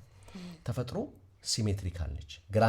ከግራና ከቀኝ አንዱ ልትመርጥ አትችልም ተብሎ ነበር የሚገመተው እና ይጠረጠር ነበር፣ ግን ላይሆንም ይችላል ይባል ነበር። ተፈጥሮ ምናልባትም ከግራና ከቀኝ አንዱን ትመርጥ ይሆናል በዚህ ፎርስ ጊዜ። እና ይሄንን የሚያረጋግጥ ሙከራ የሰራች ሴት ነች። እና በትክክልም ተፈጥሮ አንዱን ነው የምትመርጠው። ያልተገመተ ነገር ነው የሆነው። ለዚህ ግኝት ሌሎች ተሸለሙ፣ እሷ አልተሸለመችም። ደግሞ የሚያሳዝነው ከቻይና አሜሪካ መታ ቤተሰቦቿን ሳታይ 20 ዓመት ቆይታለች። ልክ ቤተሰቦቿን ልትጠይቅ ወደ ቻይና ልትሄድ ስትል እረ ይህን ነገር ሙከራ ይሞከር ምናምን ተባለ። እሷ ሙከራውን ዲዛይን አደረገች። እሷን ዲዛይን ያደረገችው ይህን ማረጋገጫው ዲዛይን ሙከራውን ሞከረች፣ ማረጋገጫውን እና በዚህ ሰበብ ወደ ሀገሯ አልሄደችም፣ ቤተሰቦቿን አላየችም። ሙከራውን ሞከረች፣ ያልተገመተ ውጤት ተገኘ፣ ጉድ ተባለ ተብሎ ነው የሚታሰበው አይደለ? ግን አንዱን ትመርጣለች እዚህ ዊክ ኢንተራክሽን ላይ ያልተገመተ ነገር ነው። ይሄ ግኝት ተገኘ ተብሎ ተባለ። በዚህ ሰበብ ቻይና ሳትሄድ ቆየች። ከዛ በኋላ መመለስ አልቻለችም። ቤተሰቦቿ ሞቱ፣ ተገደሉ። እና ቆይታ ስትሄድ ቤተሰቦቿ ሞተዋል ምናምን ነገር። ለዚህ ሁሉ ግኝት ሌሎቹ ሲሸለሙ እሷ ተፎረገተች፣ ተረሳች እና በጣም ከሚያስቆጩ የኖቤል ፕራይዝ ከተዘነጉ ሴቶች መካከል አንዷ ነች። እና ሁሉም በጣም በመሰረታዊ ምርምር ላይ ነው የተረሱት። ምናልባትም አነስ ባለ ምርምር ላይ ተሳትፈው አነስ ባለ ግኝት ላይ የተረሱ ሊኖሩ ይችላሉ። ምናልባትም እነሱን ወደ መድረክ ስላልወጣ ሊሆን ይችላል። ምክንያቱም እነዚህ ነገሮች አሁን ሁሉም በጣም በወሳኝ ግኝት ላይ የተረሱ ናቸው። በአነስ ያለ ግኝት ላይ የተረሱ ደግሞ ብዙ ሊኖሩ ይችላሉ። የነሱ አደባባይ ላይ ሳይወጣ ቀርቶ ሊሆን ይችላልና በጣም አሳዛኝ ነው። ለማንኛውም ሁሉም ግን ደስ የሚለው ምሪት አታይባቸው ሳንሸለም ምናምን የሚሉ የሚያማርሩ ማንም የለም እዚህ ውስጥ ማለት ሳቅ አድርገው አልፈውታል። ከዛ በላይ ናቸው። በጣም እውነት ለመናገር ሁሉም ሌሎቹ ወንዶቹ የኖቤል ተሸላሚዎች ከዛም በላይ ሆነ ነገር ነው ያላቸው። ለዛም ነው አብዛኞቹ ብሩንም ይንቁታል፣ ዝናውንም አይፈልጉትም፣ ለመሸለምም ያመነታሉ። እርግጥ አንዳንዶቹ በጣም ፈልገውት በመሸለማቸው ደስ ብሏቸውም ከዛ በኋላም በዝናው ተጠቅመው ብዙ ነገር የሚያርጉም አሉ። ግን አብዛኞቹ ግን እንደዛ አይደሉም፣ ጉዳያቸው አይደለም። ምናልባትም ይሄ ነገር ብርቅ ሊሆን የሚችለው ምናልባትም አሁን አብዛኞቹን የምናውቃቸው እድሜያቸው ከገፋ በኋላ ይሆናል። ያ እዛ እድሜ ላይ ሽልማት ኖቤል ፕራይዝ ምናምን ዋጋ ላይ ኖሮ ይችላል እድሜያቸው ሲገፋ ብዙ ነገር ስለሚያዩ እና አሁን ላይ የትኞቹም ሴቶች እርግጥ በህይወት ያሉት ከነዚህ መሃል በህይወት ያለችው አንደኛው ብቻ ትመስለኛለች።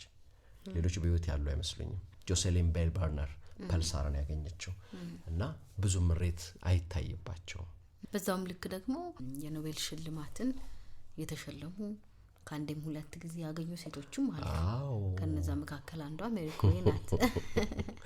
አንድ ያጣላል እያለች የደጋገመችው 5 ነው ቤተሰቡ ያገኙ። ቤተሰቡ እሷ 2 በፊዚክስና በኬሚስትሪ፣ ባሏ 1 3፣ ሴት ልጇ 4፣ እንደገና ደግሞ የሴት ልጇ ባል ይሁን የሴት ልጇ ምናምን ነገር በሰላም የኖቤል ሽልማት ነው የዩኔስኮ ነው የምናምን ኃላፊ ነበር። ብቻ ቤተሰቡ 5 ልክ የዲባባ ቤተሰብ ማለት ይቻላል በኖቤል ፕራይዝ 5 ወርቅ። የሚገርም ነው። ሌሎችም በጣም በርካቶች አሉ። በዚህ ዘመንም ከቅርብ ጊዜ ወዲህ የተሸለሙ የኖቤል ሽልማትን ያገኙ ሴቶች። በነገራችን ላይ ኤልዳ በቅርቡ ምርምር እያካሄደች ነበር። አንዲት በጣም የምታደንቃት ሴት አለች፣ የሸዋሉል መንግስቱ እና በሸዋሉል መንግስቱ ላይ ጥናት እያካሄደች ነበር። ዶክመንተሪም ሰርተች ነበር መሰለኝ። ዶኮ ድራማ ነው። ለማስተርስ ማሟያ ማለት ነው። ስታረከው ከኖቤል ቀጥሎ በጣም ትወጃት ሴት ነች አይደል? የሸዋሉል በጣም በጣም ትወደድ ናት። በጣም ብዙ ሙያ ውስጥ ብዙ ዘርፍ ውስጥ ያለች ናት። ግጥም ትጽፋለች፣ ሙዚቀኛ ናት፣ ጋዜጠኛ ናት። የዘፈን ግጥሞቿና ዜማዎቿ እስካሁን ድረስ ተወዳጅ ናቸው። እሷ እንደጻፈቻቸው ሳይታወቅም ግን በጣም ተደማጭና ተወዳጅ ናቸው።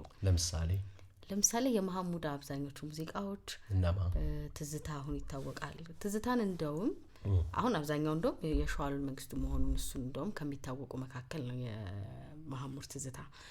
በፊት ትዝታ ግጥም ከሚታወቅበት መልክ የቀየረና አዲስ አይነት አገጣጣምን በትዝታ መልኩ ያመጣ ግጥም ነው እንደውም የሚሉት።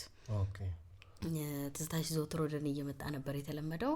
እዚህኛው ሙዚቃ ላይ ስትመጣ ግን ትላንትናን ጥሶ ዛሬን ተንተርሶ ነገንም አድሶ ይመጣል ትዝታሽ ጓዙን አገበስብሶ።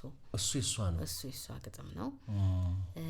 የሌላ አሻዊና ከዛ በጣም የምትታወቅበት ሌላው ነገር የባህል ሙዚቃዎች ውስጥ ያሉ ነገሮችን ወደ ዘመናዊ ሙዚቃዎች ማምጣት በመሐሙድ ውስጥም በሙሉቀን ውስጥም ለሙሉቀን ወስታለች። ለሙሉቀን 1969 ላይ የወጣውን አልበም ሙሉ የሷ ሙዚቃ ነው። ሙሉ አልበሙ ከሙሉቀን መለሰ ጀመረኝ በጣም የሚታወቅ ሙዚቃ ነው። እሺ ጀመረኝ ፍቅር ጀመረኝ እንደ ልማዱ ሊያከንፈኝ። በኔ ሞት በኔ ሞት አክብሪ ቀጠሮ እመጣለሁ እያልሽ መቅረቱን ካልተውሽ እሺ ባሽ ደስ ይለኛል መወደድሽን ብታውቂው ቢገባሽ ምክንያቱ ኦኬ ውብ አበባ ሆይ የጥንቱ ፍቅራችን ረስተሽዋል ወይ በኔ ሞት አልኩ አይደለ ጉብል ቀዘባ የምንጃር ሸጋ ትዝታ ህልሞንሽ አትቅሪ ኦኬ እነዚህ ከሴት ሷ ብቻም ኦኬ የሚታወቁት 1999 ላይ በቃ የነበሩት የሙሉ ቀን መለስ አልበም ውስጥ ያሉት ናቸው። አዋሽ የሚለው የአሊቢራ አዋሽ እሷ ነው። አዋሽና ወይ ሆቢ ኦኬ አዋሽ የአልበሙ መጠሪያ ሆኖ ነበር ለአሊቢራ ቀጥሎ አይደል?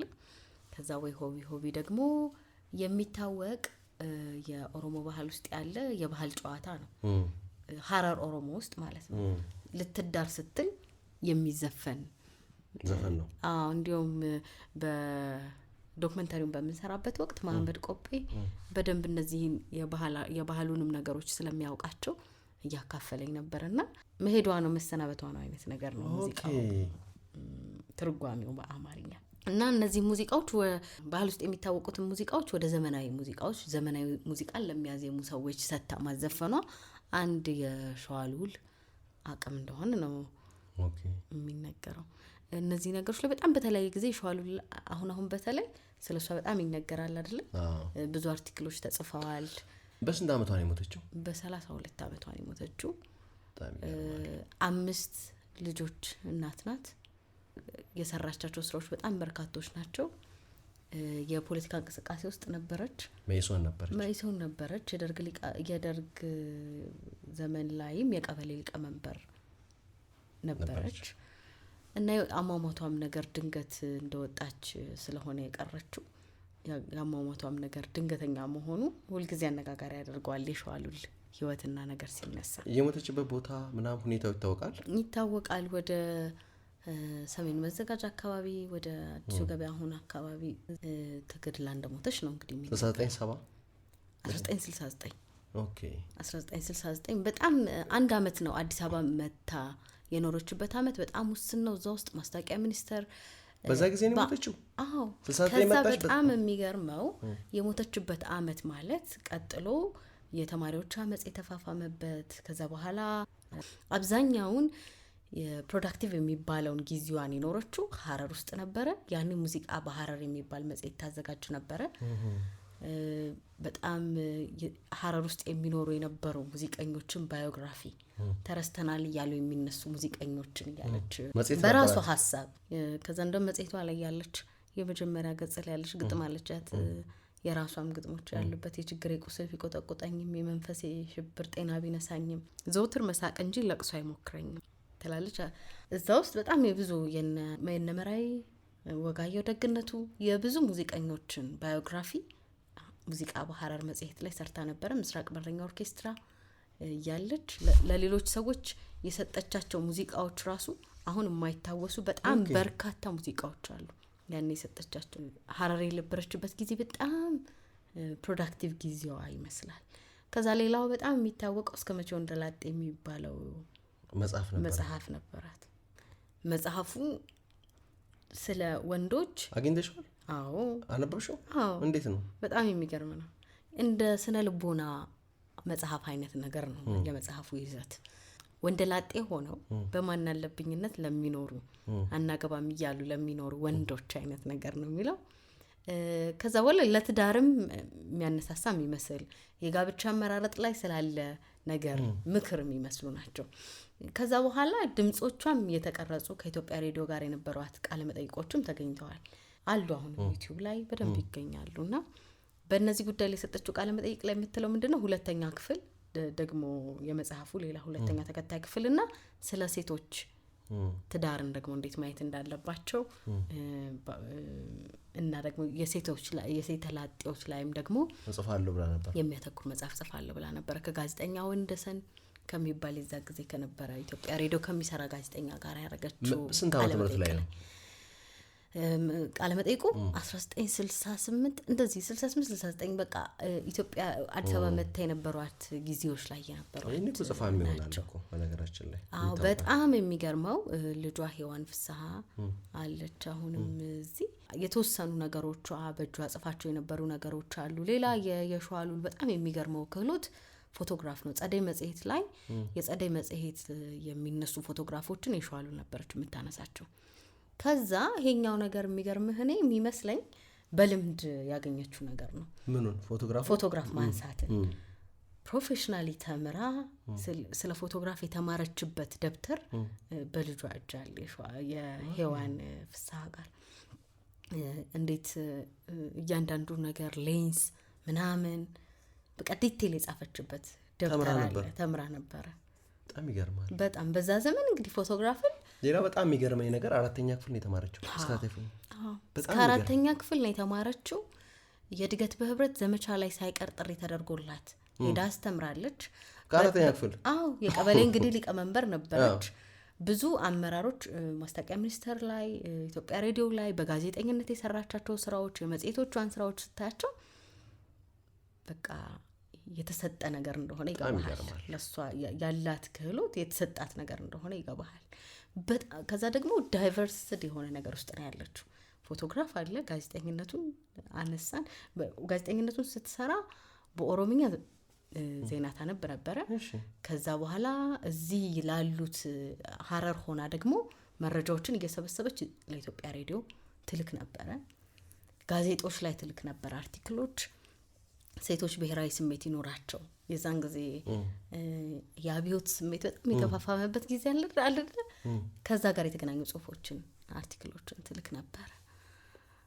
የሰራቻቸው ስራዎች በጣም ብዙ ናቸው ከዛ ሌላ በጣም የሚገርመው ጸደይ መጽሔት ላይ ኢንተርቪው ስትደረግ የለበሰችው ካባል ልብስና ራሷን ዲዛይን ያደረገችው ልብሶቿን ራሷ ነበርሽ ዲዛይን ያደረገች የምትለብሰው ልብሷን ዲዛይን ታደርገው ነበር እሱ ካባ ደግሞ አሁንም ድረስ አለ የሷ ካባ ዲዛይን ያደረገችው ዶክመንተሪ ላይ አለ ልጇ ሔዋን ቃለ መጠይቁን በምትሰጠኝ ወቅት እሱን ካባ ለብሳ ነበር ያወራችኝ እንዴት ነው ያምራል በጣም ይገርማል በጣም እና በዚህ አጭር ህይወት ውስጥ ይሄን ሁሉ ነገር አድርጎ ኖሮ ማለፍ በጣም የሚገርም የህይወት ቅጽበት ውስጥ በጣም ብዙ ነገሮችን እኔ ግን አለመማሯም ጠቅሟታል ብዬ አስባለሁ ምክንያቱም ነፃ ያደርጋል ብቃት አላት ግን ከዛ ውጪ ነው ጳውሎስ ኞኞንም ይውስቲ 4ኛ ክፍል ነው እና የሚገርም አይቻልም የሚል ነገር አታቂም በቃ ማንበብና መጻፍ ቻልሽ ከዛ በኋላ በሩ ተከፈተልሽ የትኛውንም ነገር ማድረግ ትችያለሽ እና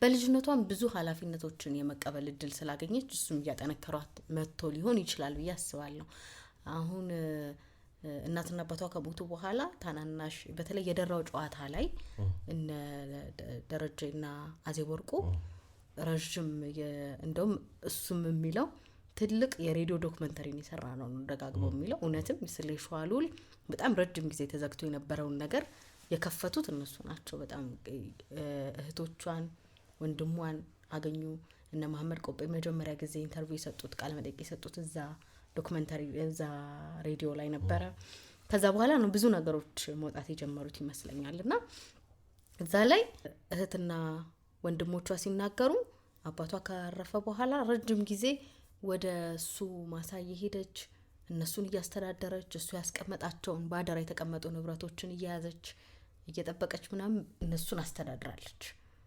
እሱም ኃላፊነት ቀላል አይደለም እና የነበራትን ማህበራዊ ነገርም ያነሳሉ ይሄ ሁሉ ደግሞ ነገር ኖሯት ውጪ ላይ አደባባይ ላይ እንደዚህ አይነት ሆና በጣም ይገርማል ሁሉን ሰው የምትሰበስብ በጣም ቤት ውስጥ እንትን የምትላለት ሴት እንደነበረች እህት ወንድሞቿ ሕዝቅያስና ሰላማዊት እዛ የሬዲዮ ቃለ መጠይቅ ላይ ተናግረዋል ፖለቲካችን መቼም ስንት ሰው ነው የበላው በጣም ይሄንን ስታይ እሱ ነው በጣም የሚያሳስበው ስንት ምሁርና ያለ ጊዜው በጣም ብዙ ሰው እንደተቀጨ ይሰማል ከዛ ደግሞ የስነ ጽሁፍ የጀመረችበት የተወለደችው የቀዳማዊ ኃይለ ሥላሴ የትውልድ ስፍራ ላይ ኤጀርሳ ጎሮ ነው ኦኬ እሳቸው ደግሞ ለጉብኝት ወደ ኤጀርሳ ጎሮ ቶሎ ቶሎ ሄዱ ነበረ። ወደ ኤጀርሳ ሲሄዱ የ8 ዓመት ልጅ ሆና ግጥም አቅርባ ከእሳቸው እጅ 50 ብር ተሸልማለች። እና ገና ኢምቦርን የሆነ ታለንት እንደሆነ ይገባል አይደል? በ8 ዓመቷ ይዛኔ ተሸልማለች። ከዛ እንዴት ጀመርሽ ተብላ ጸደይ መጽሔት ላይ ስትጠየቅ ወደ ስነ ጽሁፍ መጀመሪያ ጊዜ የተሳብኩት የምትይበት አጋጣሚ ስትባል የኢዮብ ትዕግስት የሚባል ልብ ወለድ ጽፌ ነበረ። የመጀመሪያ ጽሁፌ እሱ ነበረ። ከዛ በኋላ አሻሽላው ድጋሚ በሬዲዮ ድራማ መልክ ተሰርቷል። በኦሮምኛ በአማርኛ በጣም በርካታ ሬዲዮ ድራማዎች አሏት። የማይታወቁት ደግሞ በተለይ በኦሮምኛ የተሰሩት አብዛኞቹ የሚታወቁ አይመስለኝም። አሁን ኢትዮጵያ ሬዲዮ ውስጥ ቢፈለጉ ሌሎች ቦታዎች ላይ ቢፈለጉ በጣም የሚገኙ አሉ። አንዳንዶቹን ኦሮምኛ ሬዲዮ ድራማዎች የራሴ ሰምቻቸው ነበር። አዎ ይገርማል። እንግዲህ ሌሎቹ ደግሞ ሀረር ሬዲዮ እኮ የኦሮምኛ ፕሮግራም አለው። እዛ ነው አብዛኞቹ ይቀርቡት ማለት ነው። ሀረር ሬዲዮ ቀርበዋል። የቴሌቪዥን ፕሮግራም የቴሌቪዥን ድራማም ሰርታ ነበር። ራሷ ተውና ሳይሆን የቴሌቪዥን ድራማ ጽሁፍ ሰጣቸው ነበር። እንደዘበት ነው የምታወራው። የሚገርም ወንደሰን ከሚባለው ጋራ እስከ መቼው እንደላጥ የሚለው መጽሐፍ ዝነኛ ሆኖ በሱ ጉዳይ ስትጠይቀው ሲጠይቃት ያው በቀደም እንዳየኸው የቴሌቪዥን ድራማው ላይ ብላ ነው የምትናገረውና ተቆጥረው ተሰንደው መቀመጣቸው ራሱ በጣም የሚያስፈልግ ነገር። የሬዲዮ ድራማ በኦሮምኛ በአማርኛ የቴሌቪዥን ድራማ መጽሐፍ፣ ግጥሞች፣ ፎቶግራፍ፣ ጋዜጠኝነት በጣም የሚገርም የፎቶግራፉ ነገር። ታናሽ ወንድሟ ትምህርት ቤት ወላጅ አምጣ ይባላል።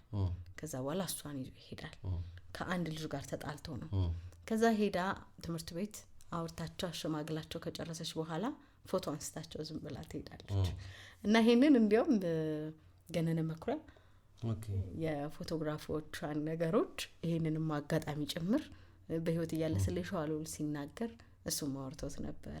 እና በየቦታው የተበጫጨቁ ስለሷ በየአጋጣሚ የተነገሩ ብዙ ነገሮች አሉ። እነዚህ ግን እንደ አንድ ነገር ቢያዙ በዚህች እድሜ የተኖረች ህይወት ስለማትመስል ትልቅ የሚያስፈልግ ነገር በጣም ነሻዋሉል በጣም ምትገርም እና ሁሉንም ሰው አይ ቲንክ ኢምፕረስ የሚያደርግ ሰብዕና ያላት አይነት ሰው ምሳሌ መሆን የምትችል ታሪኳ በደንብ ሊሰማ የሚገባው ነው።